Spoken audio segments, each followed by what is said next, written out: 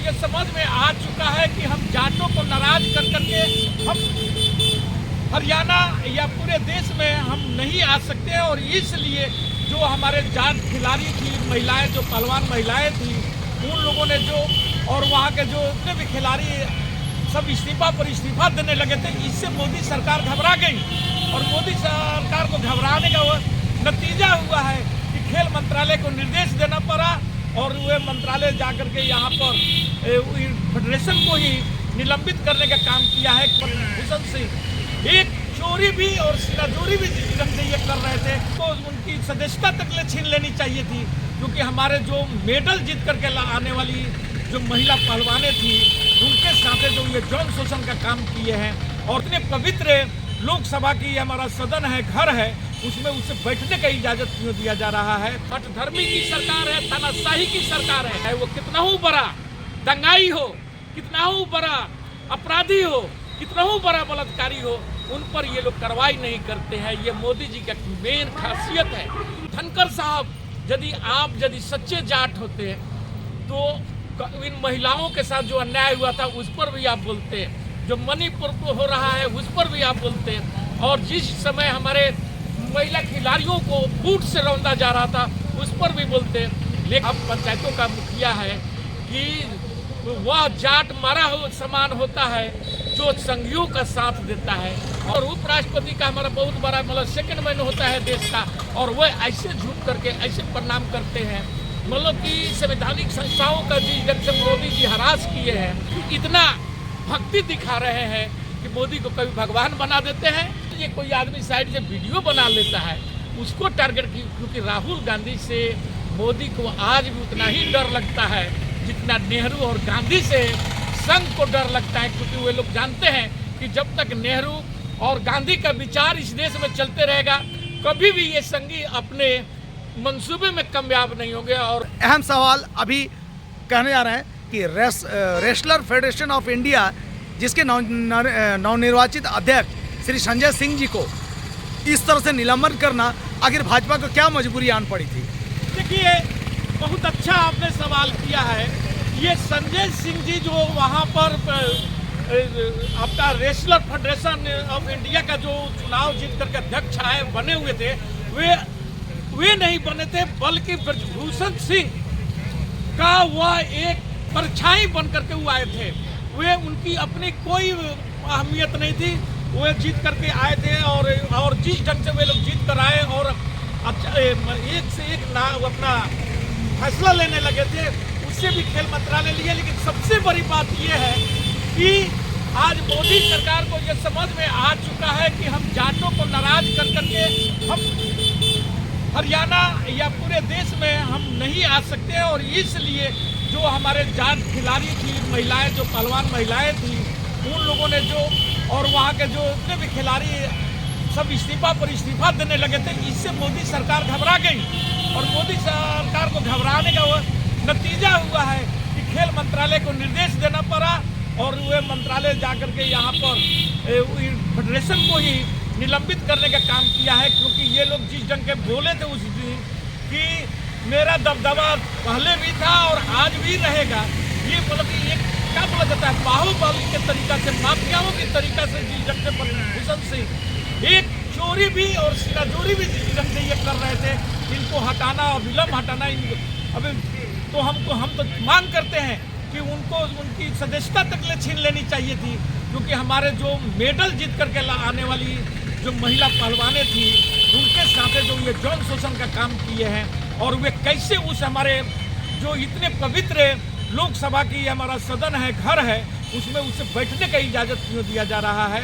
ये कहीं ना कहीं आज भी मोदी सरकार गलती कर रहा है और इसका भुगतान उन्हें 2024 में भुगतना पड़ेगा। लेकिन न्याय मिलता है। अब ये देखना होगा कि इन महिला पहलवानों को जो कि अपने मेडल वापस कर दिए हैं या इस्तीफा दिए हैं, हम लोग मांग करेंगे कि वे देश की एक शान है। उन्होंने भारत माता की जो छवि को उठाने का काम किए हैं, आगे बढ़ाने का काम किया है, इन लोगों को वापस आ जाना चाहिए।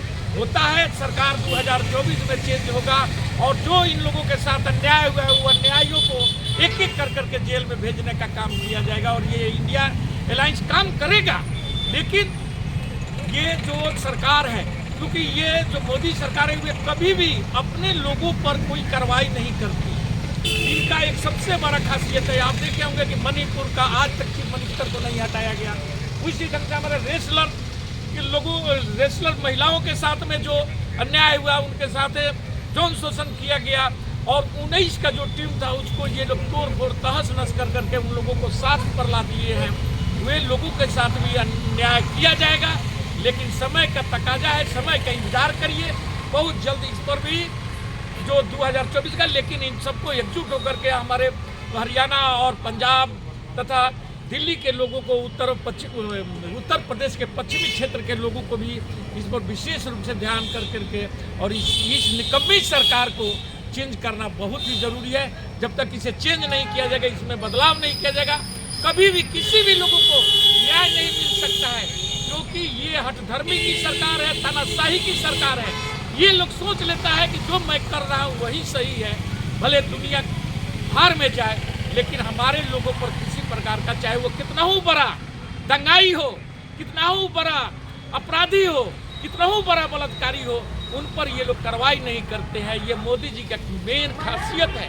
वे सोचते हैं कि जो हम यदि अपने लोगों को निष्कासित कर देंगे तो हमारी छवि का क्या होगा, और इसलिए ऐसे अपराधी तत्वों को अपने साथ लेकर के घूमते हैं। आप देख रहे होंगे कि अभी जो हमारे 146 सांसदों को जो निलंबित किया गया है, और उस मामला को किस ढंग से मोड़ दिया गया है, और जाट के अस्मिता से जुड़ने का ये लोग प्रयास किए, वहाँ पर भी ये लोग धोखा खाए हैं।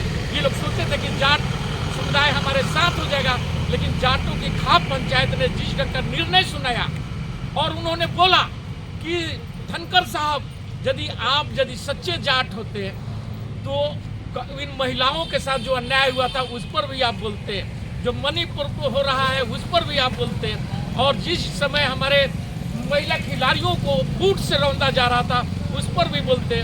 लेकिन एक उसी पर नारा भी वो लोग दिया है, वहाँ का जो 12 खाप पंचायतों का मुखिया है, कि वह जाट मारा हो समान होता है जो संघियों का साथ देता है, और वही आज धनखड़ साहब भी के साथ भी लागू हो रहा है। भले हमारे देश के उपराष्ट्रपति हैं, लेकिन वह उपराष्ट्रपति कम भाजपा के कार्यकर्ता और मोदी भक्त ज़्यादा दिखाई देते हैं, क्योंकि उनका देखते होंगे वीडियो कि मोदी से सीनियर पद पर हैं, संवैधानिक पद पर। उपराष्ट्रपति का हमारा बहुत बड़ा मतलब सेकंड मैन होता है देश का, और वह ऐसे झुक करके ऐसे प्रणाम करते हैं, मतलब कि संवैधानिक संस्थाओं का जिस ढंग से मोदी जी हरास किए हैं, उसे खत्म करने का जो प्रयास किए हैं, ये बहुत ही निंदनीय है।